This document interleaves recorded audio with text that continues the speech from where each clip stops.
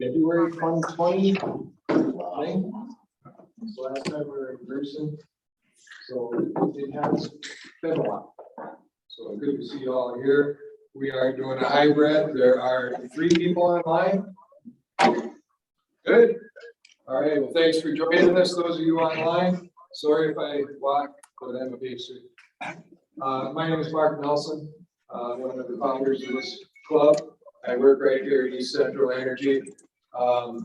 So safety matter. Okay.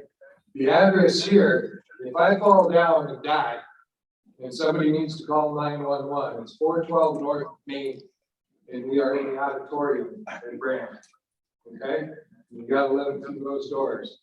By the way, if you go anywhere besides those doors, if you manage to get through any of the other doors, you might be locked out for quite a while.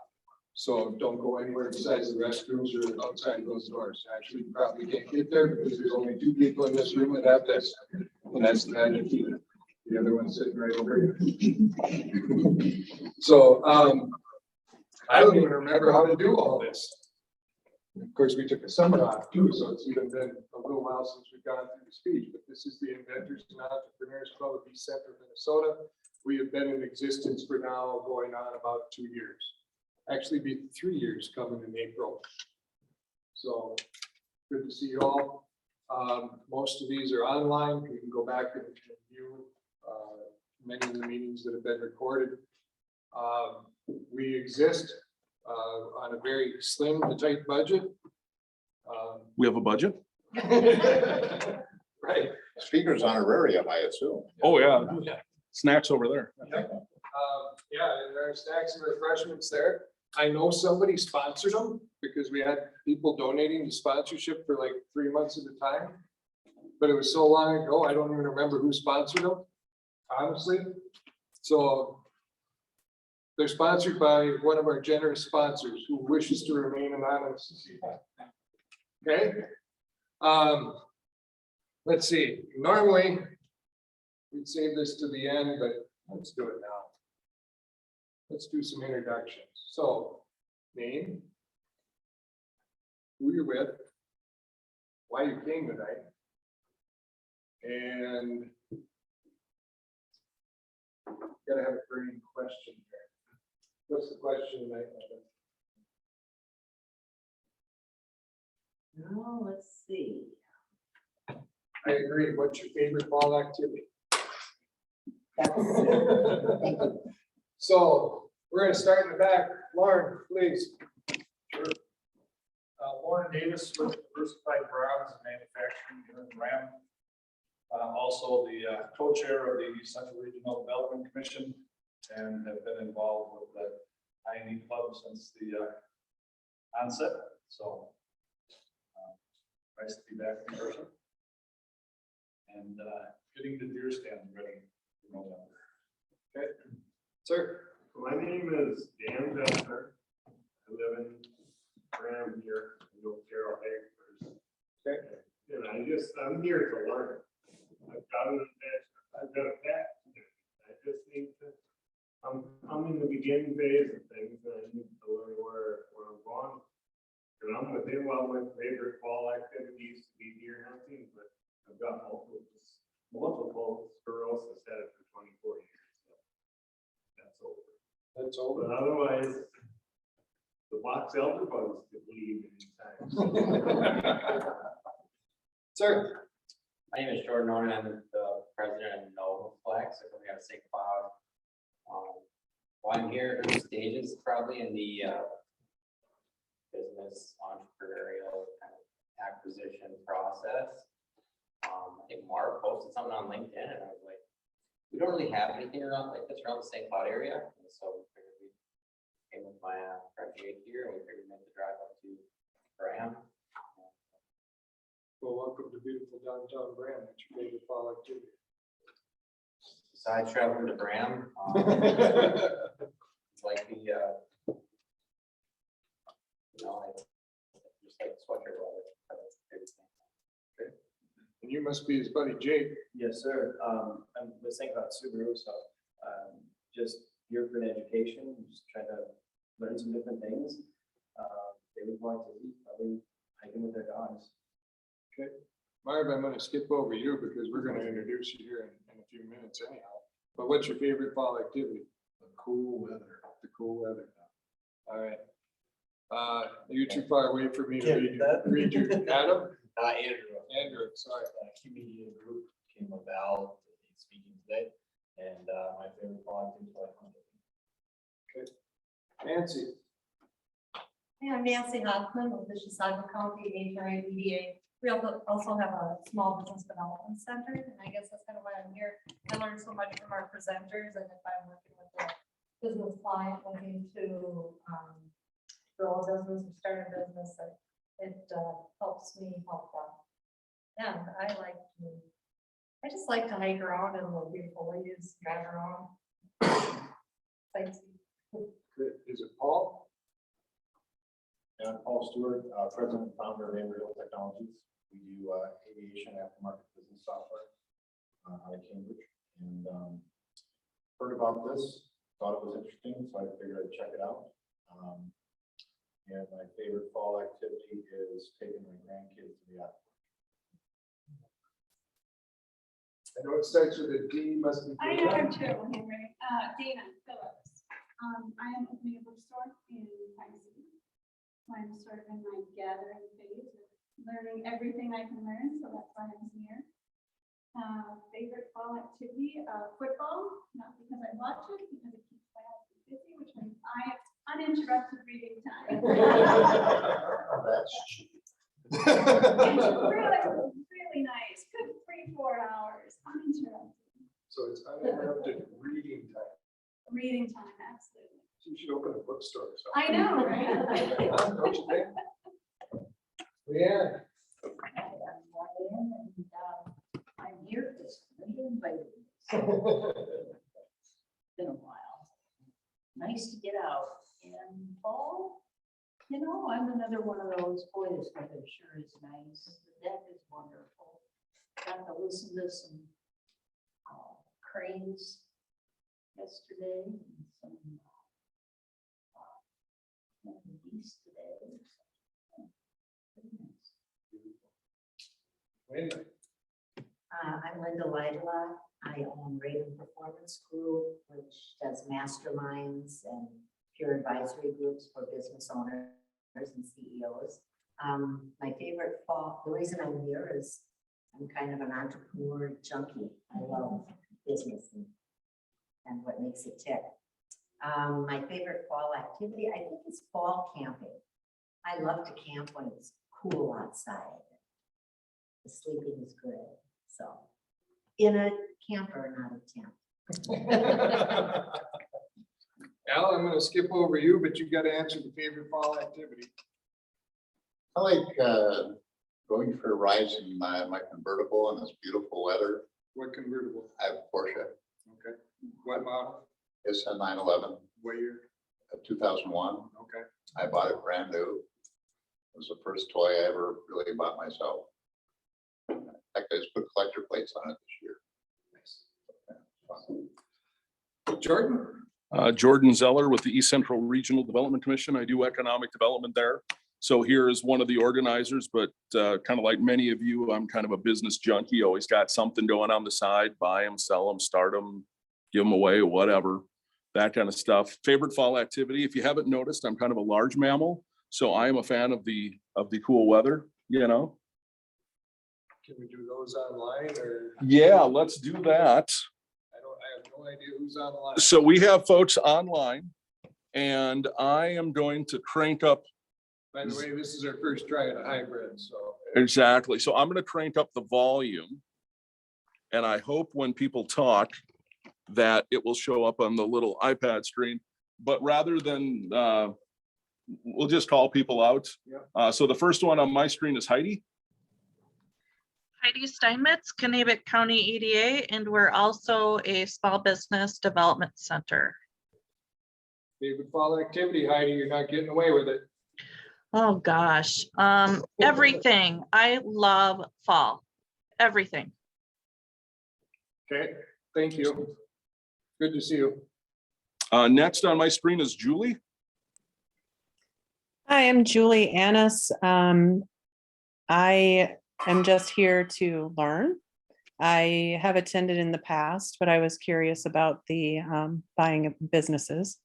I live in Cambridge, and my favorite fall activity is probably walking my dog when the weather is nice like this.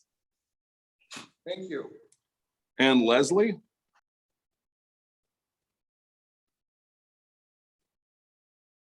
Leslie, you're on mute.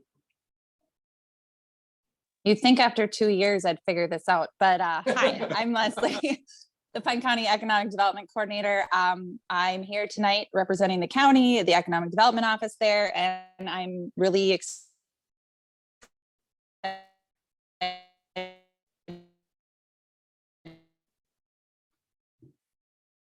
We lost you, Leslie. Open your eyes.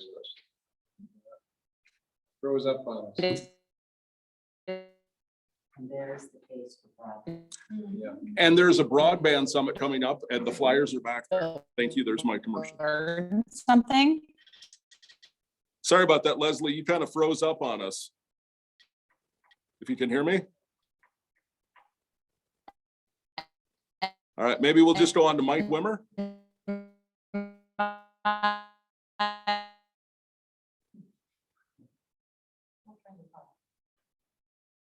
Yeah, Mike Wimmer, Mille Lacs County Economic Development Manager and President of the Minnesota Association of Professional County Economic Developers. Favorite fall activity, Mike? So, start of the NHL season. Okay, I was waiting for one of those. And we've got one more person online where it says TG. It says, hi, I'm listening from my laptop and sorry, I don't have a mic. I'm an engineer in the Twin Cities who just left a corporate job and am exploring buying a business. Favorite activity, watching fall colors. And that's what we have. All right, well, thank you, everybody. And again, we haven't done this in a while. We can't get the scrolling marquee. I probably should have started with this, but we do things backwards sometimes. Welcome to Inventors and Entrepreneurs Club. And I need to go back already because I went forward too far.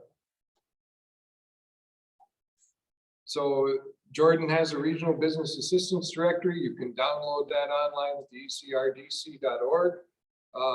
You don't have any here? I got paper copies in the back. Paper copies in the back, of course he does. Please, if you haven't, your first timer especially, go to the ecm.com webpage, sign up for email updates. Okay, let's get you this information directly rather than hearing it secondhand. Small business development centers. We have Chisago County, Nancy's in the room. Kanabec County, Heidi's on the phone. Izani County is Tom Millette, and Mike Wimmer's on the line too from Mille Lacs County. And Leslie from Pine. And Leslie from Pine. How dare me forget Leslie from Pine? Guess where I'm from?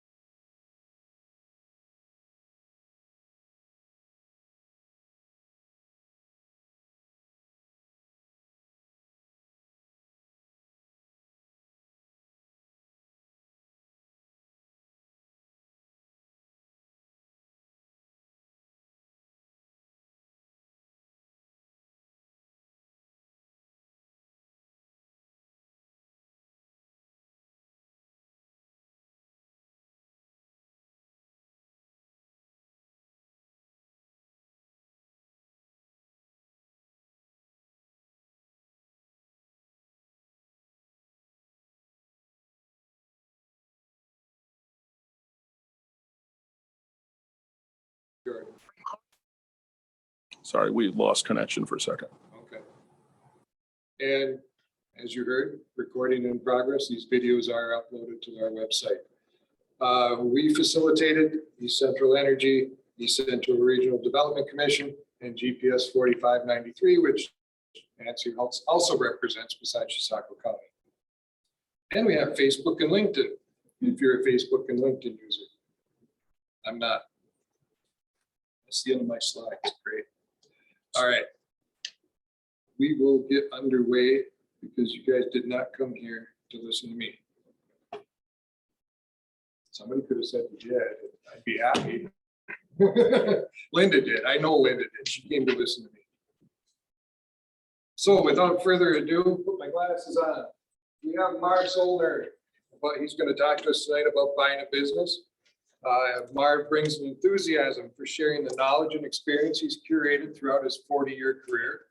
As someone who's experienced in and fascinated by all areas of business, Marv enjoys providing tailored, one-on-one advising to clients on all things business related. Having held numerous positions within the same company, from a GM and VP of Sales and Marketing to COO and President, Marv is accustomed to approaching business from many angles, a skill he brings to his role as a trans-world business advisor. So, Marv, without further ado, help me welcome Marv. Thank you. Wherever you want to stand, we'll follow it. Stand here if that's okay with you. Perfect, perfect. Well, thank you. I appreciate everybody attending. And I normally don't get terribly nervous. If you hear it about midway through, you know that's what hit me. Is they always say when you're on the stage, you should have a little.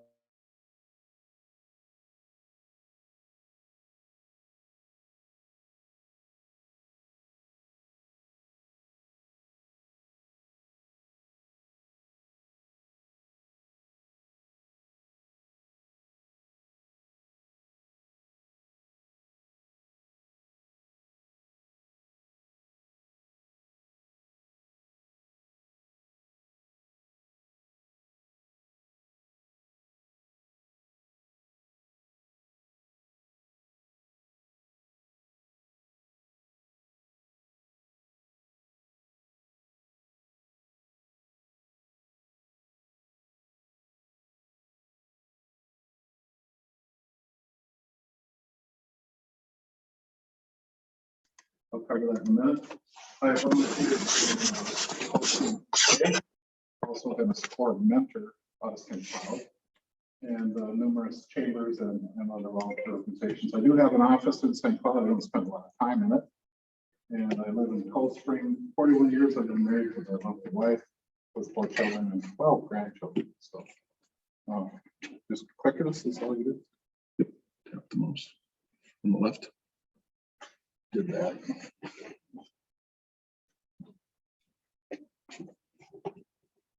Somewhere, huh?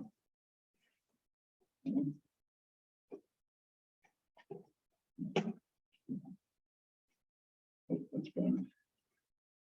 Okay. I'm not trying to stop trying to grow business advisors, but it doesn't hurt to point you where I come from. Transworld Business Advisors is a worldwide company headquartered in Florida, and it's a franchise business. So maybe next time some of the things about franchising will come up. We're worldwide, 700 advisors such as myself worldwide. In Minnesota, we have 13 people working, buying, selling businesses, helping people buy and sell businesses. Normally, we use Main Street businesses up to mid-cap, and that's kind of defined somewhat vague, but EBITDA or cash flow of a couple $100,000 up to a couple million. When you get bigger than that, you almost need kind of an attorney or an acquisition or M&A firm. And currently in the United States, Transworld will change every day, but about 4,500 businesses listed for sale. Okay. Make it easy. So I know the subject is buying a business, but because a lot of what I do is selling a business, you can look at this in reverse if you'd like. So our particular company uses a 10-step process. This is not terribly unique in the business brokerage world. It's kind of similar to commercial real estate. And the very first thing we do is sign a confidentiality agreement with a prospective seller. So that holds us to confidentiality. And then we find out if we're a good fit for them, personality wise, and the services we offer. And then we collect 3 years of financial data, usually P&Ls, balance sheets, tax returns. And then a little deeper. And then we help the seller structure the sale. So it could be a business only with leased real estate. It could be a business with real estate. It sometimes gets structured where we sell the business, and if it's an inventory rich, we sell the inventory separately. And Linda, in the manufacturing business, oftentimes there's a lot of equipment, so sometimes changes the element of how we structure the sale. And then because we have been in business for quite some time, we have contacts in the industry, and so we'll network the sale to people that we know are out looking. Jordan, you mentioned earlier that might be something that you're interested in. If we kind of understood which vertical you were looking for, if we found a business like that, then we would contact you. Additionally, we pay subscription fees to business websites that specialize in listing businesses for sale. We happen to use 9 of them, and you're probably familiar with Biz Buy Sell, which is the most common one. And so when we list a business, about 80 or 85% of the time, they're confidential. The seller doesn't want anybody to know where they are, what their name is, for a lot of good reasons. Shouldn't have to. And then over time, we get buyers looking at those websites. And I get requests from Nigeria or Paris, France, or Little Rock, Arkansas, or almost anywhere in the United States, because those are very national and international websites. And once we start to qualify buyers, then we control the information flow so the business owner doesn't have to respond to each buyer. We'll qualify the buyer to make sure that they're capable of buying it, and not to the point where we get personal financial statements, but if we think that there's somebody just kicking tires and wanting to gather information, then we stop the information flow until we're sure. And then once we start to get some qualified buyers, we request an offer. And in many cases, we get multiple offers, which kind of creates competition for the business. And from a seller's perspective, that's good. From a buyer's perspective, you don't necessarily want to compete. I would say that really pulling this number out of the air, but 75% of the business deals I do, we focus on one buyer. And then when you get into a better business, sometimes you get multiple buyers. And then we work with the buyer and the seller as a buffer to do the negotiation. And oftentimes both parties like that, because that way, when an offer is made, it's made to me, and then the seller has time to consider it, whether it's consulting with their resource experts or whatever. And oftentimes then the buyer has a chance to say, yeah, that counter offer doesn't really work, but maybe I should go talk to the bank and I can make it work. So we do that work. And then we support the seller through the due diligence period, which is basically just provide enough information to prove that the business is as it's been represented. We pride ourselves on being partners from the beginning of it to the close. And oftentimes I do follow-ups. If there's a problem with a transition where somebody made a promise and didn't deliver, then I try to fix that.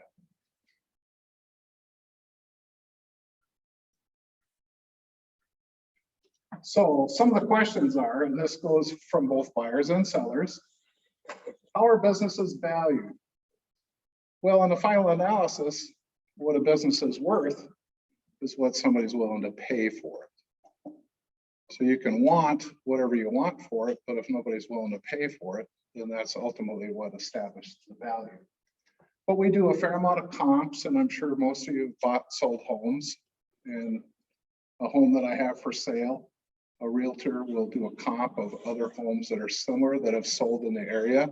We do the same thing with businesses. And we have 4 databases that we use that are basically people such as myself. When we sell a business, we submit information into that database, and then it creates a large group of businesses that have sold. So we can kind of tell if in fact your idea of what your price is relative to what the market is in recent sales. You probably hear things such as multiples of earnings. And everybody says, well, it's going to be 2 times my profit, or it's going to be 10 times my profit. There's actually some predictors, and I'm sure everybody in the room understands to some degree what EBITDA is. And we actually use what's called seller discretionary earnings, which is an adjusted EBITDA, which actually is the true cash flow of the business. Now, accountants don't like that too well, but the example I use is I sold the business a while back, and they were paying for 17 cell phones for their family. So that's a fairly sizable amount of money. So we'll add that back to the earnings, knowing that the new owner won't have that expense. That's just an example of how that would work.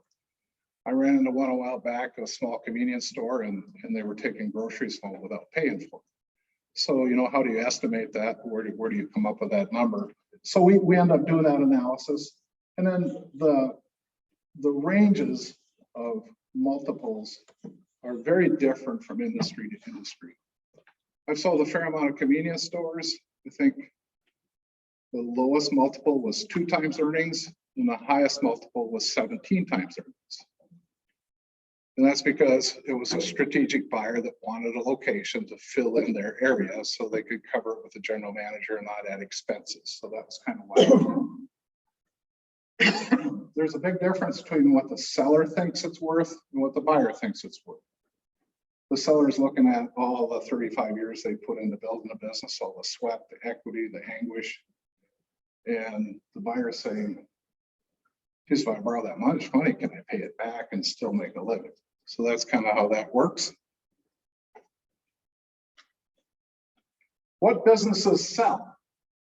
Well, all kinds of businesses sell, but the sweet spot in our particular business is if you have an EBITDA or a cash flow between a couple $100,000 a year and a couple $1 million. Now, obviously, there's larger businesses that equity firms buy, and they buy them for different reasons, but the businesses that we sell, which are Main Street businesses, I've sold some that, quite frankly, only make 50,000, but there's employees that are working it and the owner's not working it. So the buyer tends to look, say, well, they're already making 50,000 and I can do the work for 8 hours a day. So that'll add my 30,000 and that'll be good for me and I can still make my payments.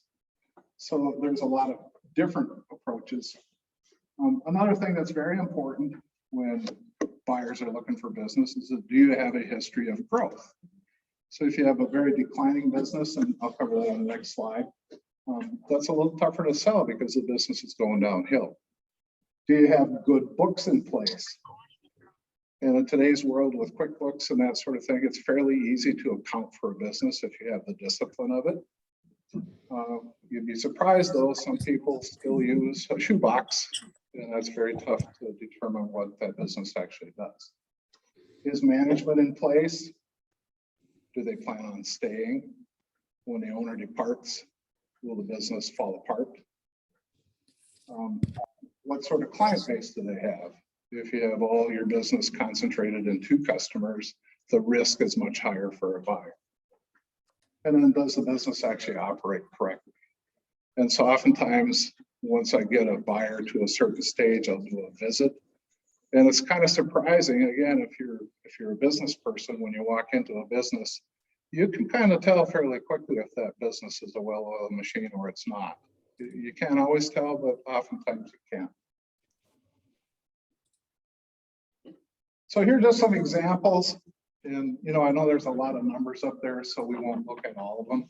On the left side of the chart, it lists annual sales, what the cash flow is, or SDE, what the business, these are businesses that we actually have sold, what the asking price is, and then what the multiple of cash flow versus the asking price is, and then kind of some other information. And then down here is what the business actually sold for and what the percentage that it sold for of the original listing price, and then how long it took to sell. In the United States, on average, it takes 9 months to sell a business. But that's a pretty skewed number because 6 out of 10 businesses that try to sell themselves don't sell. So that those numbers, you have to kind of contemplate that. I actually sold the business in the middle, which is a convenience store on an interstate. And this was during the time when gas prices were a little lower. Their annual sales were $3.5 million. Their cash flow was 196. And they had built the business over 45 years, a man and a wife. And they had a mortgage on their house and they had figured out how much money they needed. So they wanted nearly $2 million for that business. It was a good location. It was good real estate. It included the real estate. So people who were in that business are willing to pay a bit more. After almost 9 months and not getting any offers, we did some additional analysis and lowered the price to 1.6 million with the seller's agreement. Ultimately, it's the seller who decides how much it's worth and what they're willing to give it up for. Then we finally got an offer and closed the deal at $1.5 million. And so totally that took 434 days to sell that business. And it was just too high priced, simply put. So you can kind of look at some of those others, and I'm not going to go through those. I'll leave that up because my next slide is questions and answers, and this might provide some fodder for questions and answers. So I'll close my presentation if you don't have any. Jordan? You talked, took almost 1.5 years to sell a business. How quick do you see some of them if the owner's got good set of financials? I mean, it's pretty much prepped and ready to go. It depends on the business and it depends on the market. The friends I have in southern Florida, Florida is a very hot market. Sometimes they'll list the business and it'll be gone in 90 days. There's other businesses that don't make any sense and they never sell. So the predictability is very, very tough. We look back over just a couple of weeks ago, we looked back over 300 or 400 businesses that we had listed and sold, and we masked them so we couldn't tell what the business was. And we just had the financial data up. And I was the winner with predicting 62%. It's really tough. It's really tough to tell because somebody has a dream and they want that kind of business. And even though it doesn't make sense to somebody else, they want to buy it. And others, they make a ton of money. It's a difficult business, not a good location. We find today with what has happened in Minneapolis, St. Paul over the last 12, 16 months, there's a lot of people wanting to leave the Twin Cities. So our locations in rural Minnesota are selling better than they have because people want to get out of the corporate world, get out of the mess that at least they perceive Minneapolis, St. Paul to be. Any others? Yes. I've heard this is a hot market. Now, is that true? It is a hot market. It's a hot market for sellers. It's a hot market for buyers.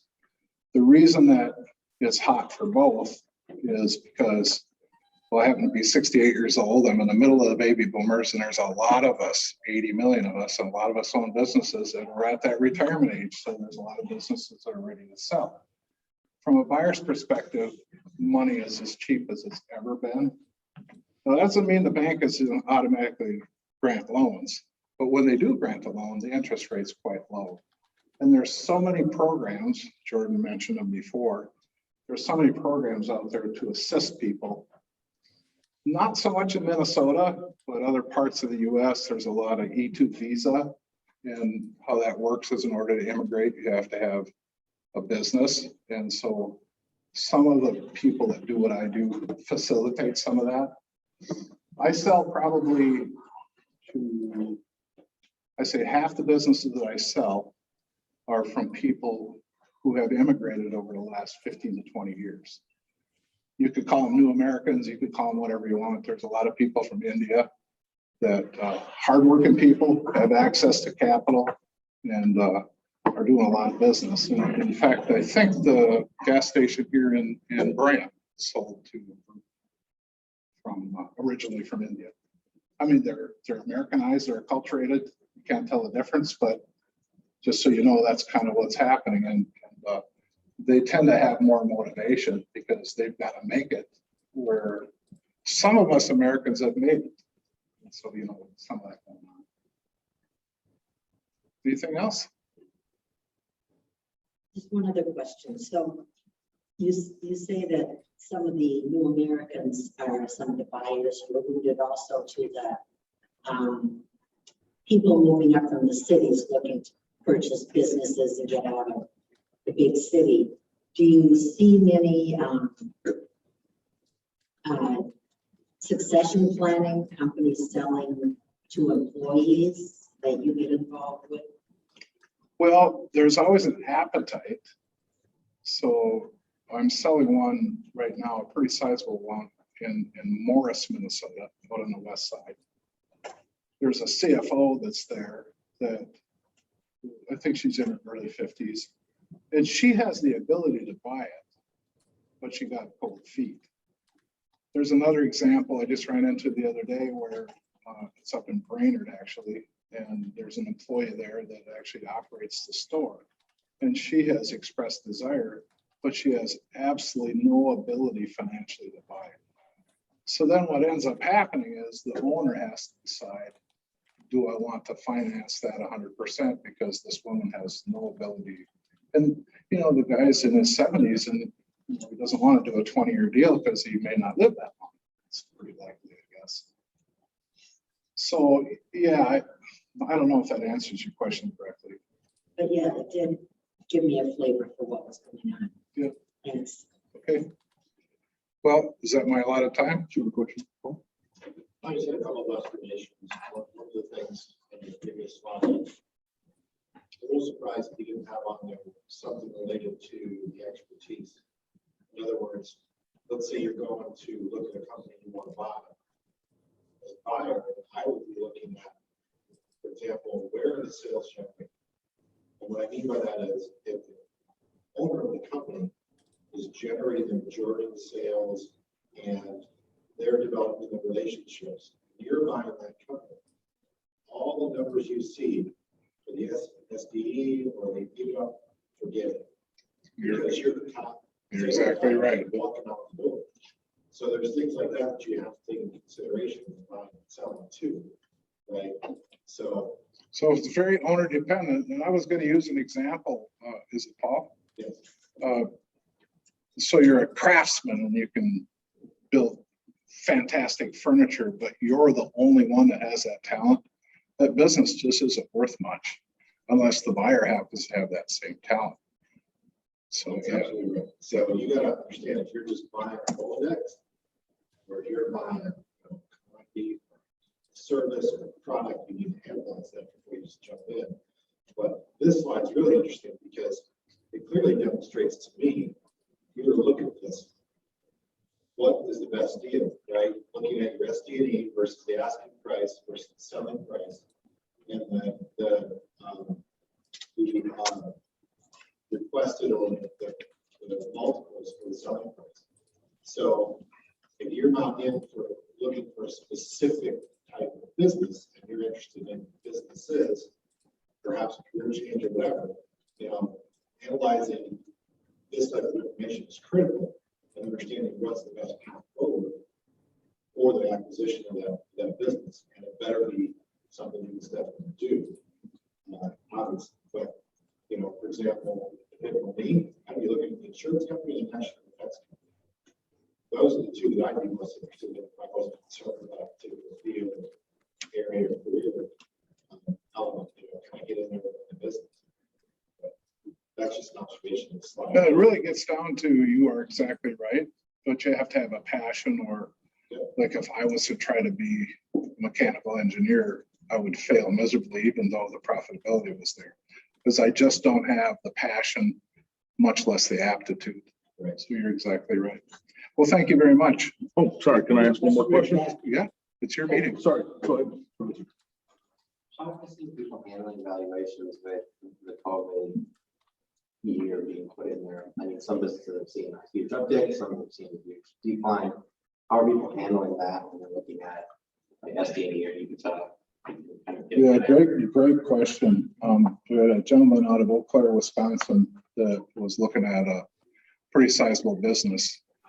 And he was a very astute buyer. He only wanted to look at 2019 and 2021, how it rebounded. He didn't care at all about what happened during 2020. It could have been way up or it could have been way down. He didn't care about that because it was a very unusual year. So he was more interested in 2017, 2018, 2019 trend, and then did it rebound or fall back from 2020 levels. Is that pretty common? That would people are doing here. Well, the lenders are the ones that are controlling that to some degree, because like if you were in the packaged liquor store business, 2020 was an excellent year, and those guys, they want to sell it for a large multiple, but the problem is that it went up 35%. Where is it going to fall to? Most people will say it'll fall to plus 15 from 2019, but nobody really knows. Yes, sir. So I'd like to add something to that. Whenever you're doing any type of data analysis, you always remove your nominals, lowest and highest to create your trend and your trend line, right? So essentially what he's doing by removing that 2020 area is removing the nominal, good or bad. And that gives you the indicator of the overall business performance up or down. Excluding that COVID. Good, thank you. And I was going to kind of play off what that gentleman was asking. In today's tight labor market, what are you seeing in businesses like fast food where employees are notoriously hard to find? What are you seeing with those kind of situations? That's I don't mean to minimize the other question. That's a great question. I would say about half the buyers out there are only interested in the employees, and then they look at the numbers. Because if somebody buys a business with 20 employees and they're not there in 6 months, there is no business. So there's actually firms, like there was a plumbing business that we sold in the northern suburbs, Twin Cities, and the acquirer was primarily interested because of the long-term labor that they had and the lack of turnover. And they felt that they could merge the two companies and make it better. So it's really a great question. And, I'm in business every day talking to everybody, and that's the first thing on everybody's mind. It really is. Okay, thank you very much. Appreciate it.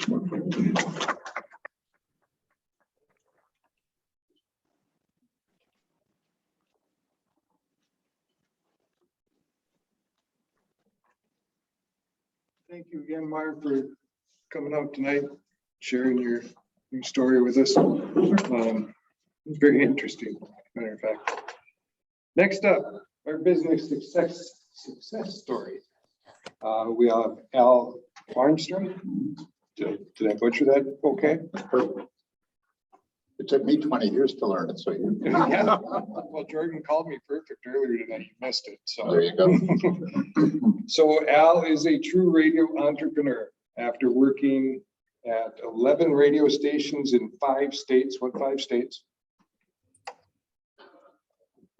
Mississippi, South Dakota, Arizona, Minnesota. That's 4. That's 4. I can't think of the other one. Wisconsin. There you go. I guessed. Guess what state I'm from? Wisconsin. Packer fan. Well, is there anything else? Yeah. Well. Anybody see that kick? No, I was busy reading.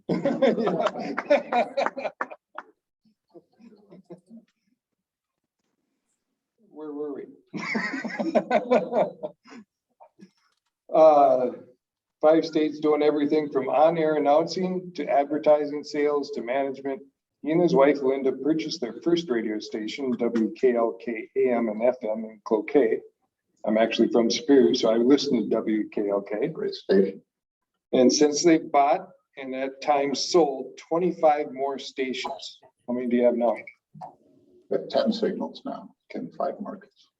Al is a pro at buying and selling a business in our area, owning WCMP, AM and FM in Pine City, and KBEK FM in Mora.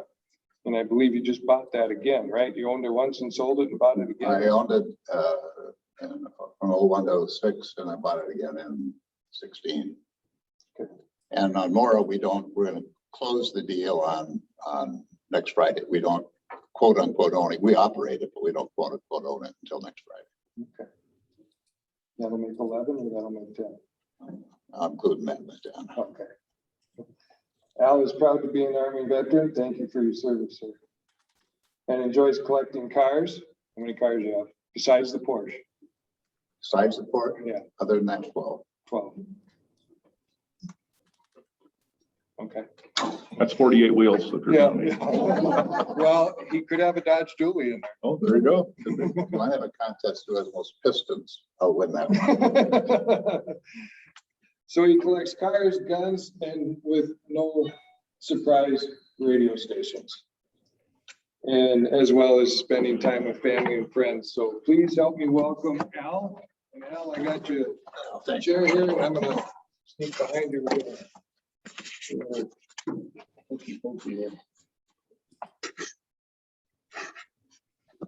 I might just take a chair because my feet went bad on me 3 or 4 years ago. And walking is that tough, but standing in one place is rather painful. I guess I didn't ever really think that my story would attract a lot of attention. Let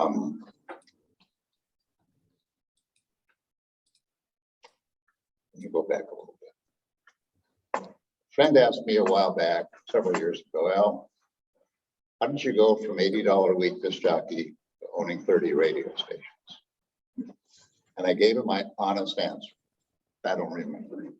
I just went out and did it every day. I'm gonna convert my notes here. And I was almost crazed. I just had to do it. My wife asked me, or I asked my wife about 6 months ago, this is a loaded question. Dear, do you ever think I'm crazy? She said, yes, sometimes I do. And I said, well, tell me, enlighten me. And she says, well, only when it comes to cars, guns, and radio stations. I thought we talked about the third one of that triumvirate.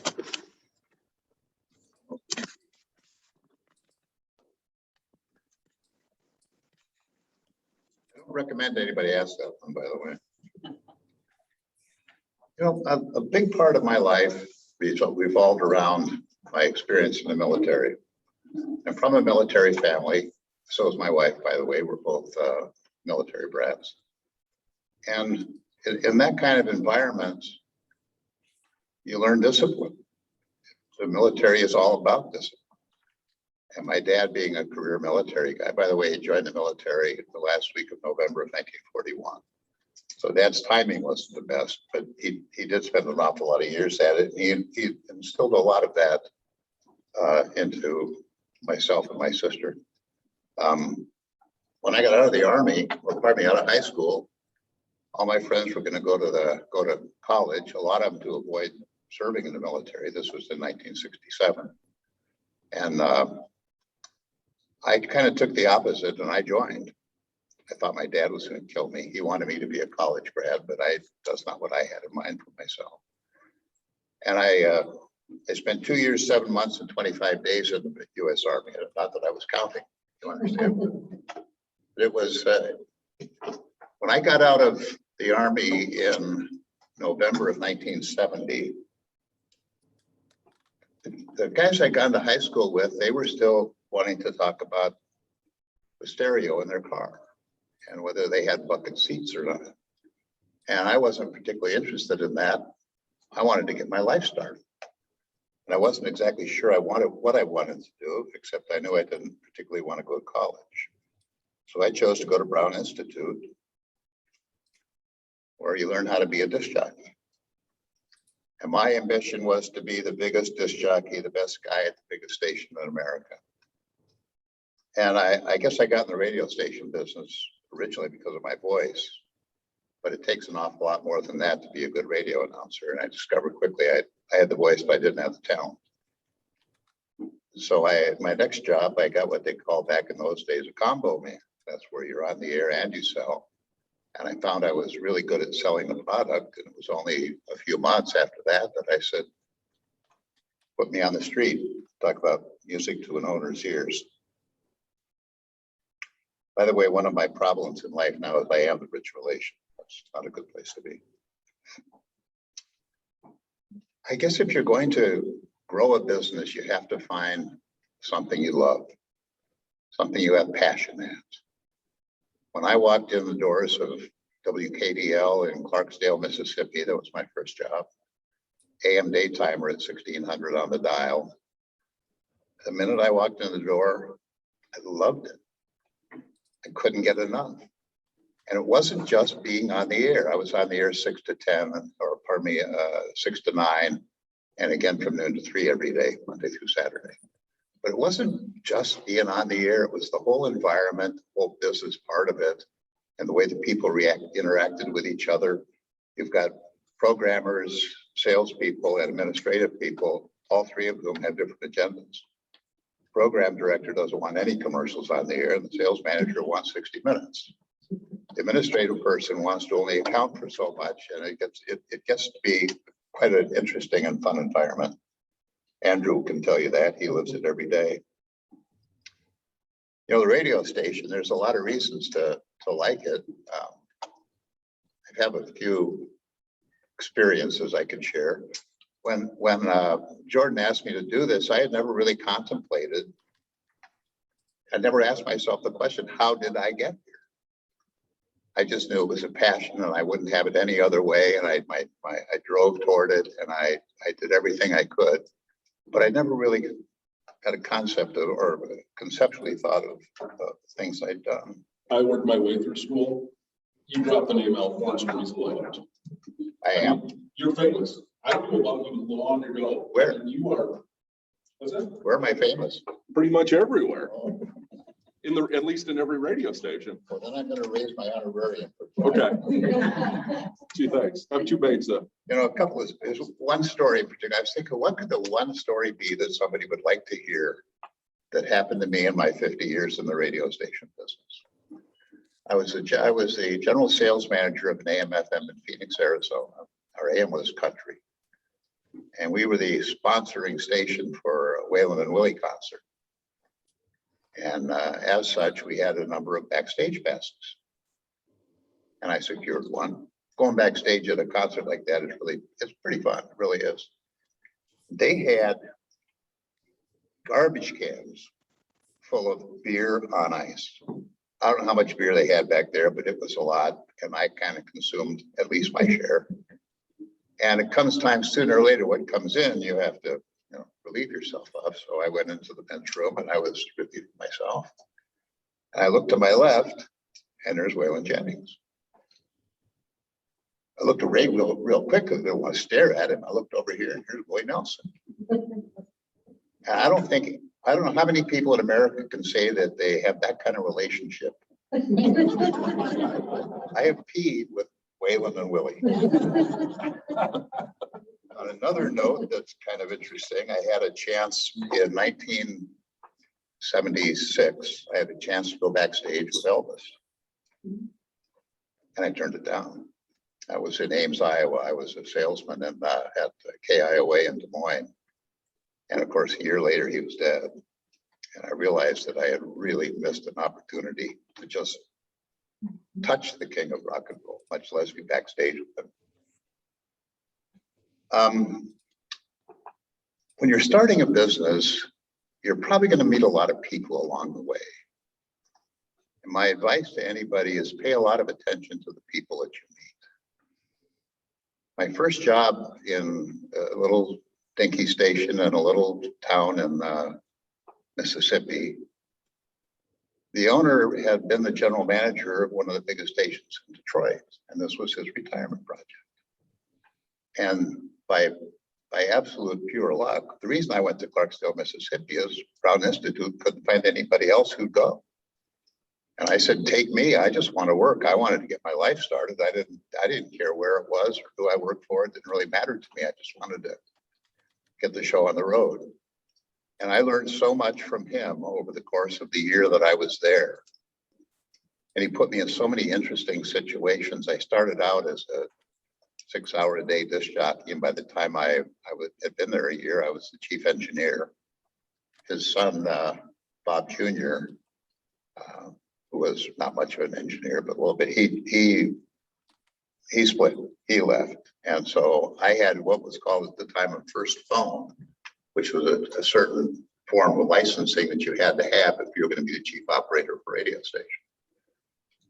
So of course, within a week, the thing went off the air, and I go out to the transmitter site and it's a wreck. The lock on the door was rusted shut. What we're dealing with here is illegal. You have to do certain things, particularly more than you do now, because we didn't have the kind of equipment we have now, particularly in remote control and automation.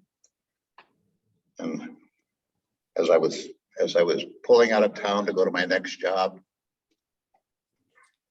I heard the station go off the air, and I kept on going. Wasn't my problem anymore. And I left poor Bob McIntosh with a radio station off the air. What can I say? My next job, I met Dean Sorensen. Dean Sorensen is my mentor. If you could look at the books, the way we handle our business, our operating statements, our account numbers, all of that is a mirror image of what he did. He was so successful, why would I change the basics of it? I just adapted it to my own business. And Dean was there on every step of the way. When I had my second station in Hibbing, I had a terrible problem with the computer system. It was 20 grand to fix it. I didn't have any money. And Dean called me one day and he said, how's it going? I said, well, it's going okay. You know, it's cash flow stuff. And I got this problem in Hibbing. And he said, well, how much is it going to cost you? I said, about 20 grand. So he lent it to me. Yeah, I mean, by the way, he always knew what the current interest rates were. So did I, because I paid him. But the thing is, when I left Mississippi and I went to Pierce, South Dakota, one door closed, but a bigger one opened. I met the person who was my mentor in this business.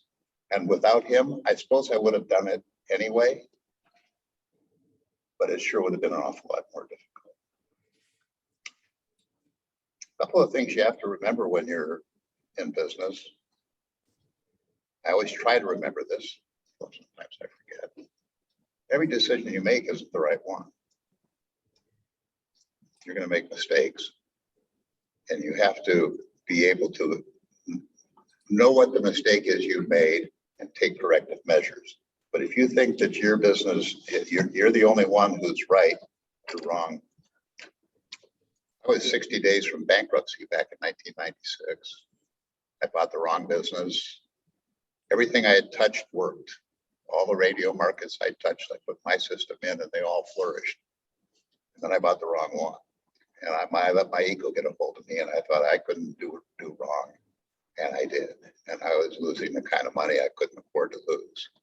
If I had to take those body shots today, I wouldn't like them. But in those days, I was right on the edge.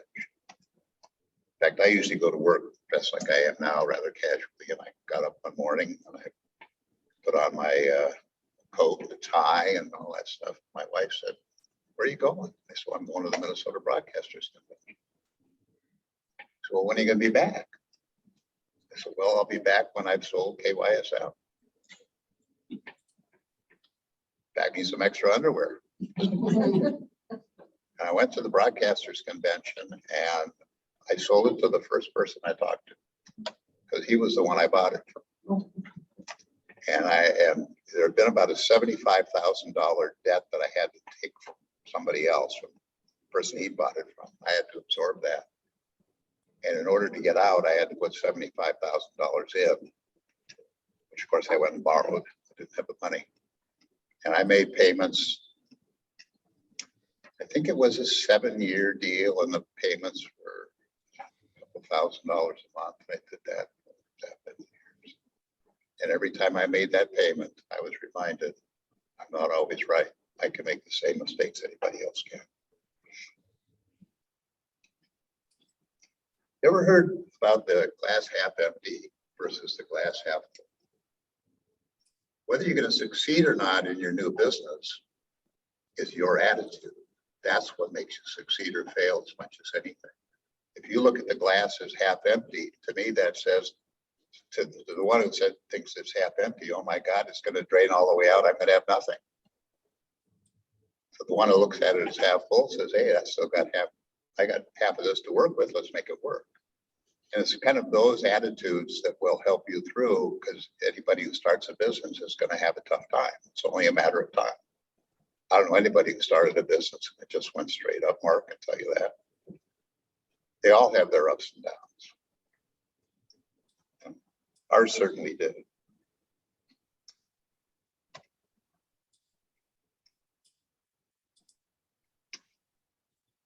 If you change your attitude, you can look at things and see a different game.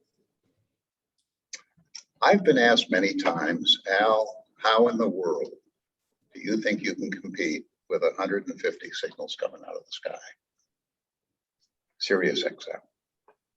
How can you possibly compete with them? My answer is simple. How can they compete with me? I'm local. I'm the one who's going to tell you who won the basketball game last night. I'm the one who's going to tell you about the car wreck you saw on the freeway. I'm the one who's going to tell you about the local weather, et cetera, et cetera. When you turn your angle away from, my God, how can I compete with this? And suddenly, like, you guys don't have a chance against me, it certainly makes it easier to go out and sell your product. If you believe it as yourself that much that you can really serve the community. And that's what we're all about, is community service. When we bought Pine City for the second time, let's say when I sold it for $1. Well, I bought it back for 15 cents. And it was a wreck. It had 4 employees. Andrew was there. We had kind of a wacky morning guy, which all good morning guys are a little, put them back here, don't let them too loose. And we had a couple of salespeople, neither one of them, they were all both brand new and they didn't last at all. And our reputation in the community was as close to 0 as you can get. A radio station cannot be a jukebox. There's too many jukeboxes out there. Again, coming from the sky. We had to turn our attitudes around and we had to go out and face the community head on. This is who we are. This is what we plan on doing. I invested $100,000 into making our facility something we could be proud of. Andrew told me when I first came back, he said, if we have a customer that wants to do their own ad, I'm kind of ashamed to bring them in the building. The place was a total wreck. And we invested some serious money in that. We put on a translator, which is, I don't know if anybody knows what that is, but if you have an AM station, you can get a low power FM to go along with it these days. And they're about 100,000 a piece. And then there was the Morris station, which has an almost identical signal to ours. And to put the two together gives us, first of all, we can do it with the same staff that we have. Our increase in expense is very small, and yet we can generate significant sales. As Marv was talking about, it's who do you have and what is the possibility that you can make this go? Where are you now? Where do you want to be?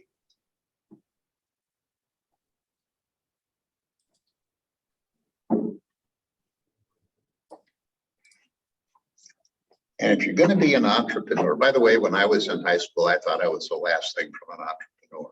When I got out of the Army, I thought I was going to be an accountant. Oh my God, I was the worst accountant. First of all, I think I'm at least half ADD and the other half ADHD.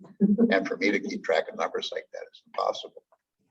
But I managed to see the big picture. I've always had just a knack at that. I see things bigger than what they are now, and I see them for what they can be. By the way, when I came here today, I had no idea what I was going to say.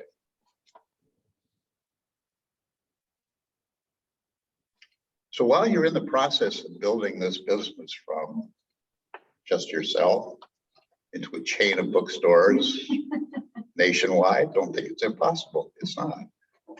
And you're doing this and you become all consumed with it. And I know I've been there. You have to take time for yourself. You have to be able to walk away. And I'm a magician at this. You have to be able to walk out the door and turn off the switch. If you take it home with you every night and you dream about it every night and you can't ever get away from it, you're not going to make it. You're going to burn yourself out. You have to take time for yourself. And to me, as I was growing, I rewarded myself. There's a Porsche out in the lot that'll prove that. It's the first toy as an adult. It's the first toy I ever bought myself. Everything else was practical. I'd buy sedans because I was a salesman and so on. And we sold our stations in Hibbing. I'd paid $227,000 for them. We turned them around. We made them work. We built a new building that was $300,000 or so. And I had a guy came along and offered me $2.15 million cash. I didn't even have to swallow hard on that one. I said, you bet, I'll take that. And I had the money. I had a check in my hand for $2.15 million. And I did the terribly irresponsible thing. I went and paid debt. Get rid of the debt whenever you can. When I went into the bank to see Mike Gay, who'd been my bankers for 30 years or so, when I think of money, I think of him. He knew what I had just done. And I walked in the bank and he closed the door to his office because he knew what I was going to do. I was going to pay him off. I don't ever think the bankers don't want to be paid off, or they do want to be paid off, because they don't. They want the interest. They want that payment and they want to collect that interest. And when you go to pay them off, don't think you're going to get a discount. It never worked for me, I can tell you that. I tried. Will you discount if I pay it off? No. Okay. Glass of that.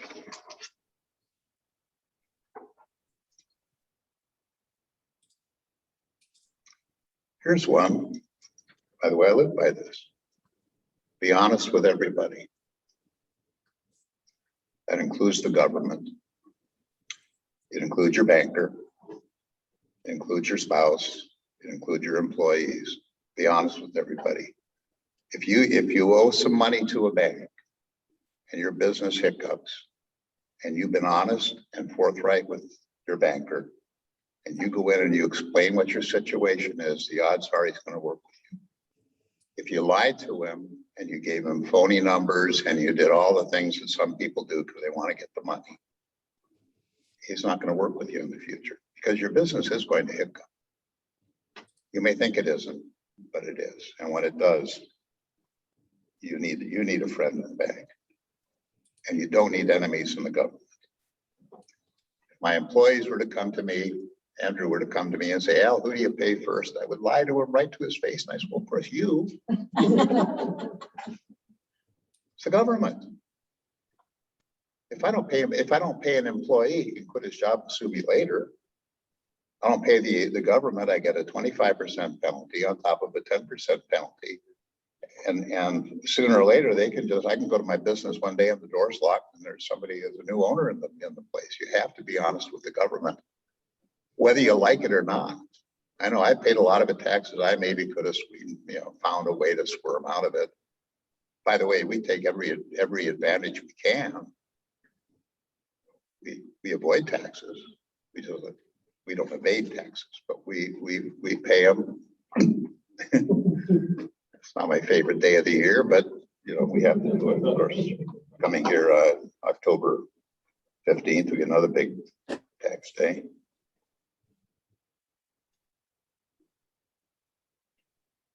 We had the IRS one time. I got a letter that they wanted to do a full-blown audit of my company. At the time, we were running 7 markets. We had 16 different signals. And we had 7 different operating statements, that all tied together into a master. And the IRS auditor came to my accountant's place of business, because that's where all the records were kept. And he would take an operating statement and say, okay, this line item, this month, show me. We had the bill, the check stub, the whole thing. He did that to us for 2 days and he found nothing because there was nothing to find. And here's the irony of it. I was watching him when he left and he got into the most beat up, packed out piece of crap 74 Mercury I've ever laid eyes on. And the government's paying him 60 cents a mile to drive it. Give him paid more than $200 for it. And I thought to myself as he pulled away, who is it that's screwing the government? Me. It's him. And he had the audacity to go through that. I held my tongue, by the way. I didn't say anything. You know, I can do a lot of the jobs at my radio stations. I could be on the air if I wanted to be. I would listen. I can be a salesman. I was one of those for 49 and a half years. At one point in time, I owned 4 markets. I carried a full account list myself. I had no manager to run the markets. And I was coming in and doing the morning show in Cloquet, doing the news, doing the weather, doing the sports. I'd go home, change into my salesman's clothes, go out and sell all day, come back at 5, turn in the orders, write the copy, produce the ads, and go home and wait for the alarm clock to ring the next morning. I did that for almost a year. And I hated it.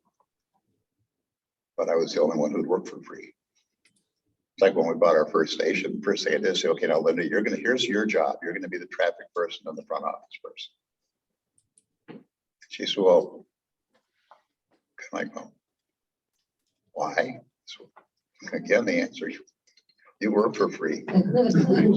Nobody else will, believe me. You and I are the only two. And we did a lot of that.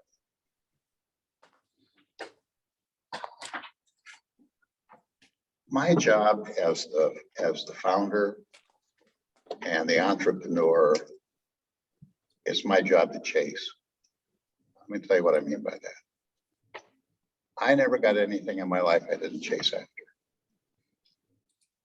I chased after cars, I chased after my gun collection, I chased after buying my radios, I even chased after my wife.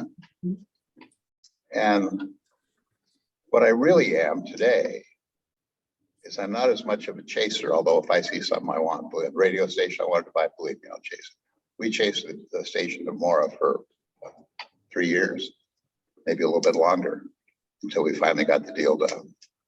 We've been running it now since last November, so we were chasing that for over 2 years before that. And we didn't give up. I didn't give up, not for a second. The people that owned it, they seem to think that I was some kind of big corporate guy. And I'm not. I'm a guy who bought a bunch of radio stations and somehow found a formula to make them all work. And along the way, I hired some terrific people. Terrific people. Andrew Duvall is one of them. This is the most promising young man I've come across in a long time. And I can call him a young man because you don't even know this. When we went to the bank in Red Wing yesterday, well, I went in there this morning to deposit a check. And the girl at the drive-through, oh, Al, nice to see you. But I saw you in here in the bank yesterday. Was that your son? I said, well, no, it was actually my grandson. Oh, really? I'm 72, he's 28.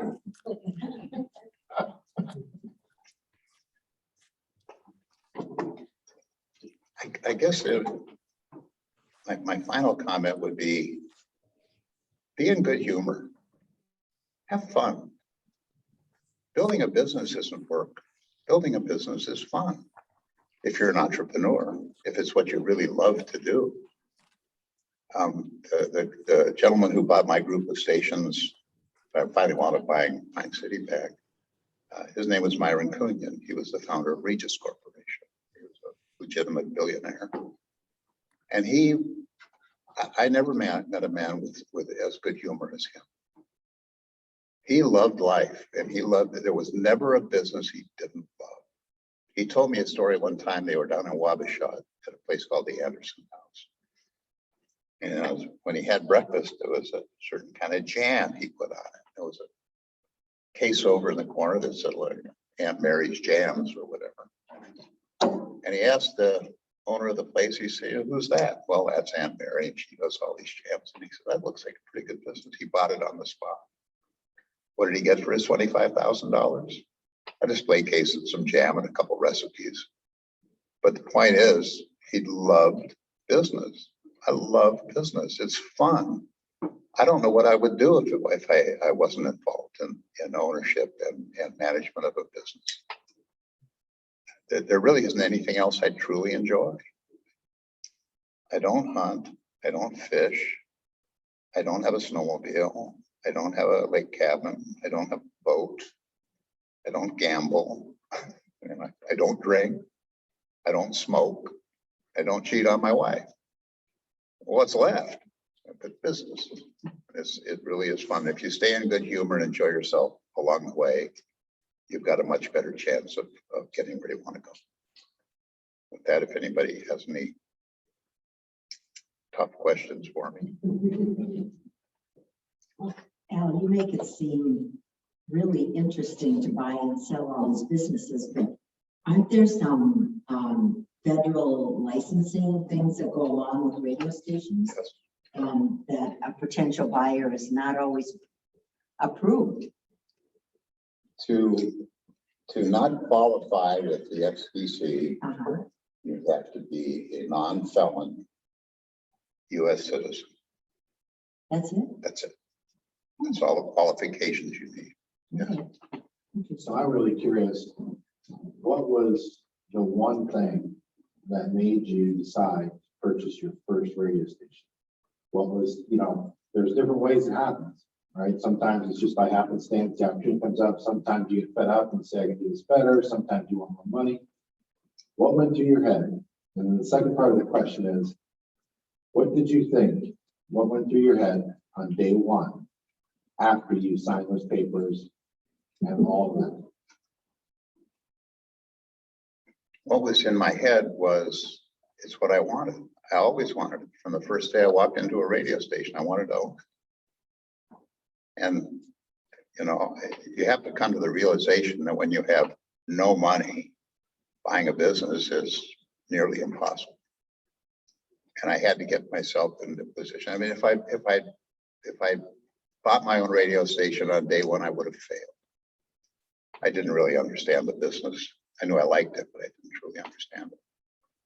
And the second question, what was the first day? The first day I walked in there and we had kind of cleared out our retirement accounts, to tell you the truth, to put down on the business. And there were 14 people working there, 12, something like that. And I let all but 2 of them go. I couldn't pay them any money. Their jobs did not, the business could not support the payroll that it had. Whether I was a rich guy or a poor guy, the business itself could not support that kind of it was doing about $10,000 a month. And 4 months later, it was doing $35,000 a month. And then we grew it from there. And then we took the profits and the relationships. Again, we took the money and our relationships and bought our second business, which was Hibbing, Minnesota. Again, we bought it cheap. It was an absolute disaster. It was, the AM part of it was operating at about 1/3 power. It's not even legal.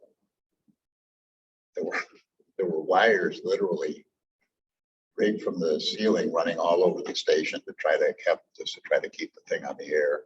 The reputation was horrible. They did nothing for the community. All they did was want to take. I knew I was in trouble when the first time I went to the bank.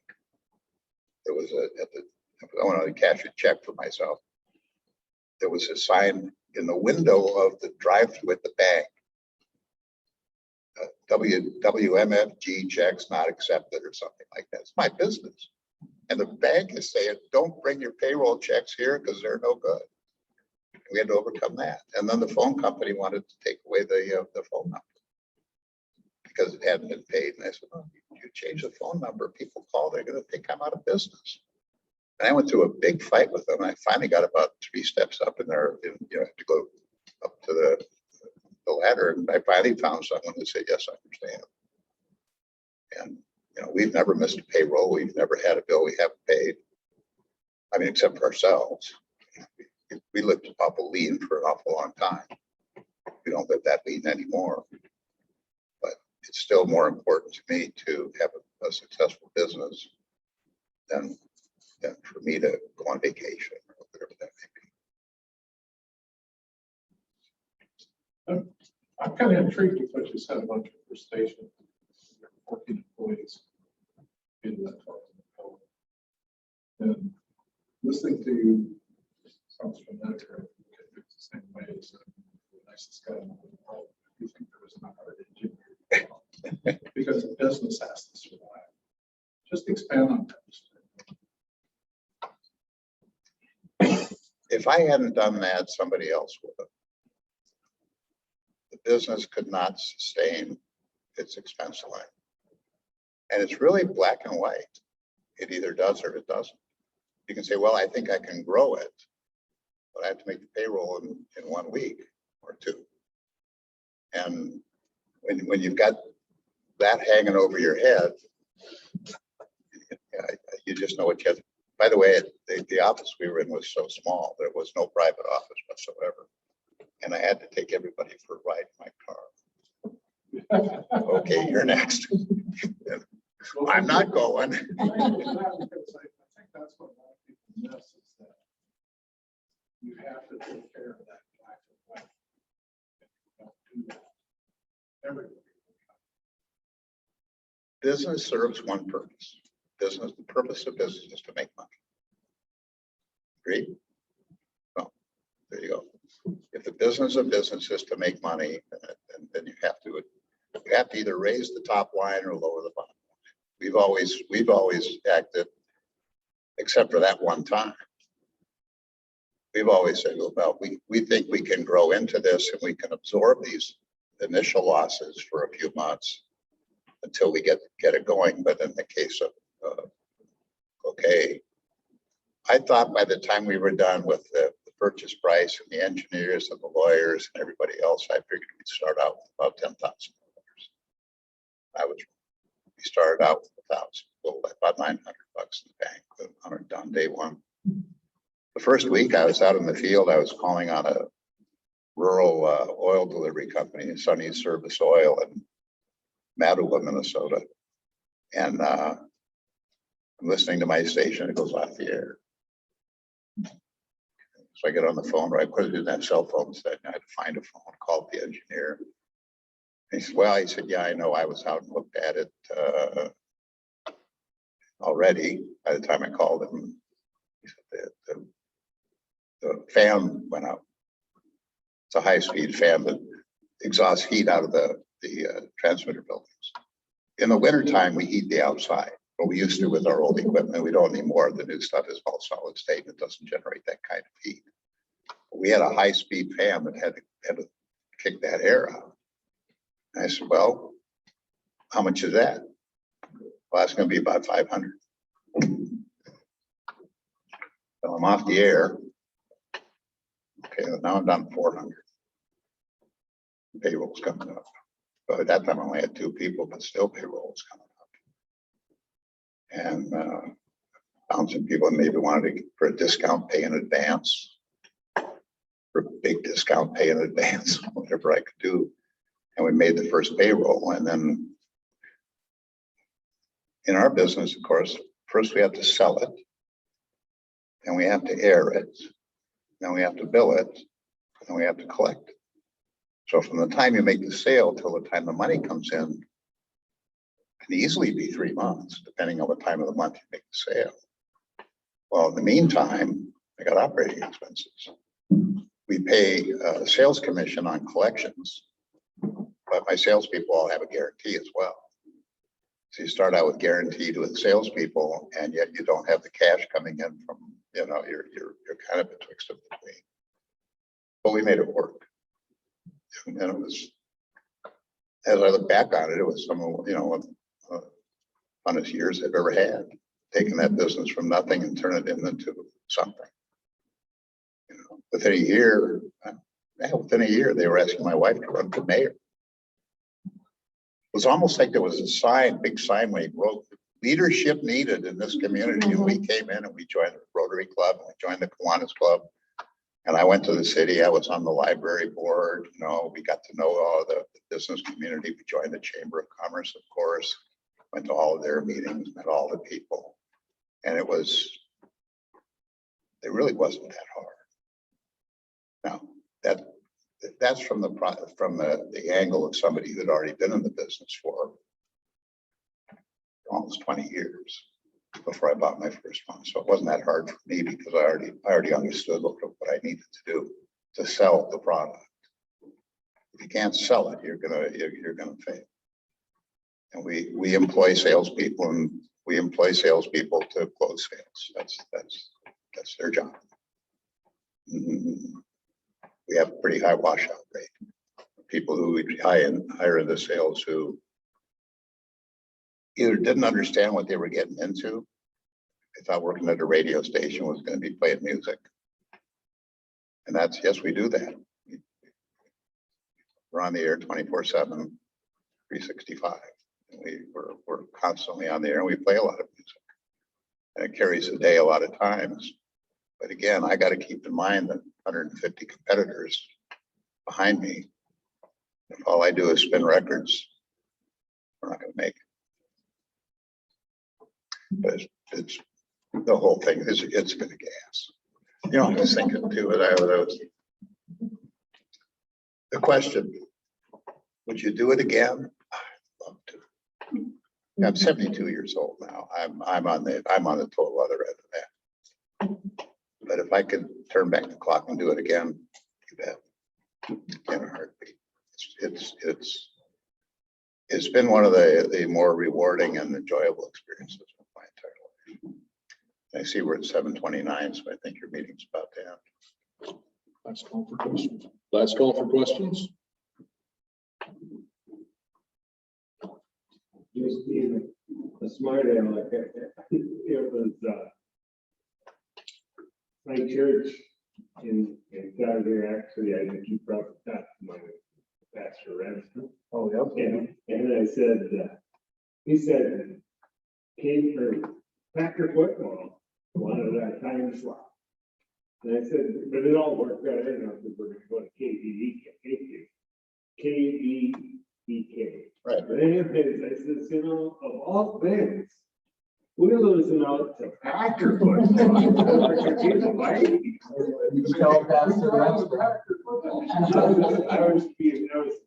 Well, there are some people, if you said, you get your choice between Packers and God, they take Packers.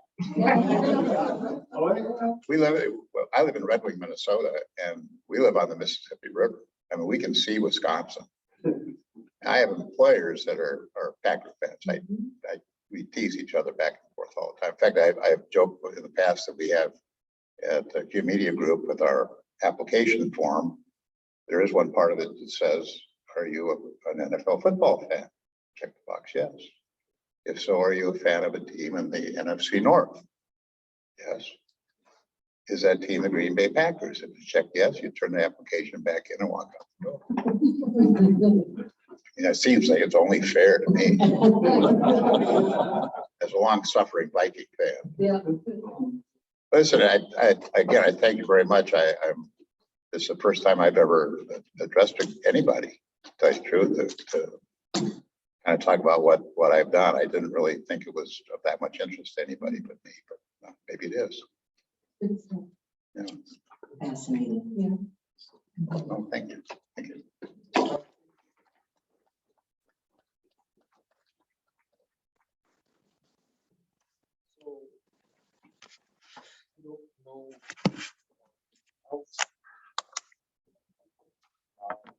But I moved here 6-7 years ago. And my wife is the head volleyball coach for Park City Volleyball. My daughter is the head coach for East Central volleyball. And last year during COVID, you know, they're playing games. I believe your stations went from just radio broadcast to one here and there to doing not only radio broadcast, but video on nearly all of our local sports. We did, last year, we did 197 high school sports broadcasts through YouTube for like 8 different schools in our area. And Pine City and East Central, those two specifically, over from the start of the first football game to the end of the last softball game, we did not miss a home game that we live streamed on YouTube for multiple schools. So, He called me up and here's the way he operates. He'll want me to spend some money. And he calls me up and first he tells me what he's gonna do and how it's gonna make me money. And I always say yes. And this guy over here in the middle of COVID, he's a magician. He came up with doing all these schools on YouTube. And during the whole COVID pandemic, everybody else's sales were down except for his. And a lot of that was just thinking, what if people can't go to the games, they still have the nephews and kids and all that. They want to see them. And so he went and put them on YouTube. And sold ads. That works. And we made a healthy profit on it. And incidentally, my wife is playing not playing each other. I'm keeping tabs on them because they're both. I was gonna say it's probably on YouTube. They're both on it. So I know when to expect my wife home. I'm able to see if it's a good game or a bad game. If it's a bad game, I make sure to have 2 glasses of wine ready for her. If it's a good game, it's only 1.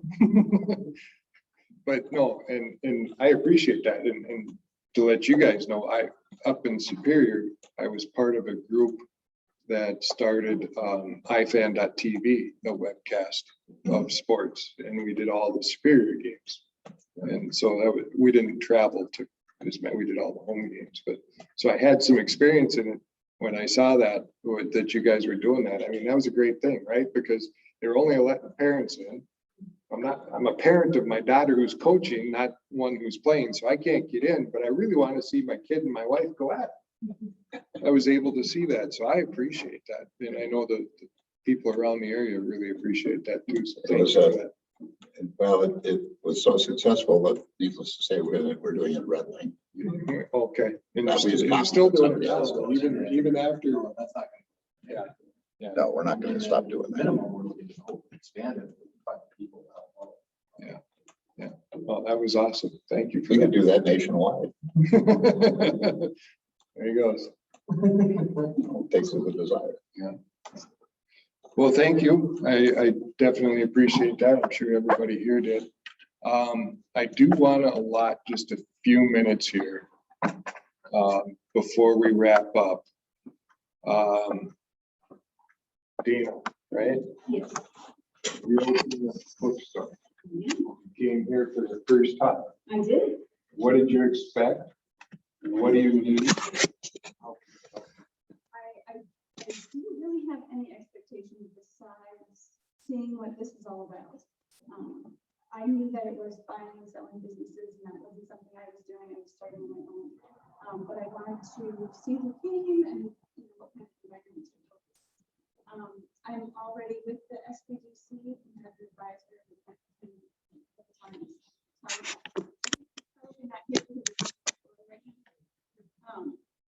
So that's been going great. I'm sure I need an awful lot of things that I'm not aware of yet. I'm still pretty new in developing my idea, not planning on opening it until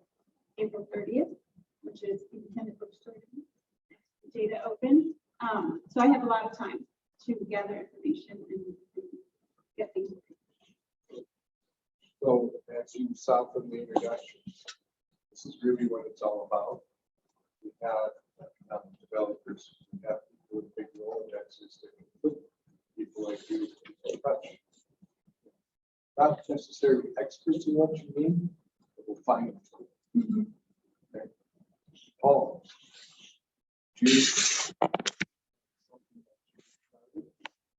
Business? I started a software company. Software company. A couple of years ago. We have aviation business software. We're pretty well funded. Already sold the company and got my backers and all that stuff. I just came to check things out, see what was going on, and share my knowledge and experiences through this venture. So. Yeah. I can't believe you're Jordan. I don't know about great, but it's a pretty good. Jordan, you started a company. No, I have moved up. in the company. Partial. You drove all the way from St. Cloud. Yes, there's not really any kind of collaborative environment like this in the St. Cloud area, so drive up here and see what in this area. Can you tell us a little bit about your company? We do linear LED lighting, so any kind of lighting that's more than 4 feet in length essentially is, so we do lighting for all of the top golfs. We redid the green belt sign in Minneapolis. We do all the Dave & Buster's, all the subways, the Target remodels. Last year we did a little over 500,000 feet of LED ribbon light, and our real entertainment company is. It's a very commoditized product, but we put a very heavy service spin on it that's atypical in the industry. So, and that's where my background is, and especially my MBA is really around marketing and services. And how do you give a customer a service that they essentially don't even know they want? So if you go to somebody and ask, what do you need? It's, oh, I don't know, if you did this, it'd be great. But it's going deeper with it, finding out what you can offer them that they didn't even know they wanted until you did it. It's been our focus, our approach, and that's what it's been. I started there 4 years ago. We were about 19 people, and I think we're just about to hire 50. Starting to get all kinds of trouble with HR and all that fun stuff. Exciting milestone. You said, you know, what we want, what do we do? That was going to send you creative advertising. He's going to sell you some advertisements. I held it back for you. Yeah, so for me coming here, I mean, one of the things that I'm ready to do or getting ready to about to do is I'm only a minority owner in this business right now, but it's to purchase something to be a majority owner. Then we have an inventor in the room. Yeah. You could say that. Who has a provisional patent? I got a utility. It's for, I'm just starting out, getting some information. I mean, I joined the Inventors Club down and they meet at Eisenhower Community Center once a month in Hopkins, and they had been virtual. The COVID screwed everything. Yeah. And so, but what my invention is, I don't know. I mean, it's for, if you've ever used a medicated patch on your lower back, well, they're impossible to put on yourself. You can't do it. Well, I use it every day. It's so slick. And the reason I even thought about, or it came to my mind, well, back when I worked road construction, my back hurt, and I thought, boy, I'd like to use that icy hot or just a patch. One time trying that, I said, well, this is, all you end up with is a handful of duct tape. And, you know, to get that on your lower back if you're by yourself. And so my neighbor one time, few years back, come over and called me and said, would you, I like to bowl, and he said, my daughter's gone, would you put back in my back? And I said, yeah, come on over. And as soon as he opened the door, I said, aren't those a treat to get on your back? Yeah, he says, figure out how to do this by yourself. You can make something out of this. Wow. So we'll just see where it goes. But when I go in all of the Walgreens, CVS, Walmart, there's medicated packs. Even Dollar General makes their own brand. And it works for every patch out there because it's got that fuzz on the back, on the backside, and it's what I use for, it adheres to that, but then when you push it to your back, the adhesive will pull it out and out of there, and it works slick every time. It's just a matter of getting out there and see where I gotta go, and we'll see what happens in the future. Is there anything we can do for you? Well, I'll just keep coming to meetings, and That's a good start. yeah, that's you can never learn too much. Tell me one person that they say no at all. No, that is, it just never hurts to learn. And so I'm hoping, basically, like I said, I made it out, cut it out myself at worst, but I need to find, what I need to find is, okay, what's it gonna cost me to have this made? And I can't even think of what am I thinking for the right words. Manufacturing. Yeah, but then right to cost, right to my door, I don't know. And I still have to, there's a lot of stuff I still gotta do. I'm just starting out. But I myself, I see it. I've said 16.8 million Americans suffer from chronic lower back pain all the time. 68% are suffering from lower back pain at any given time. So I thought there's gotta, and not everybody's married. Not everybody. And what about the time when your wife, if she's mad, you said, put your own damn patch on your back. So. But no, I'm curious. It might never turn into anything, but it gives me something, keeps me busy. Well, we're happy to have all of you. Appreciate you coming here tonight. Again, I believe is the next date of. I have it somewhere. April. October, sorry. Yeah. You mean what I know. Yeah. So October 26th, again, franchise, looking for lining up some speakers for franchise opportunities. Most likely, I believe we discussed this, we'll be off in November because that's too close to Thanksgiving. And we'll be off in December unless you want to come and bring me a Christmas present, I'll be here. But we'll restart again in January. So again, thank you for coming tonight. Grab a water, grab a soda, grab some snacks on your way out. Appreciate it. Thank you. Drive safely. Don't hit any power poles.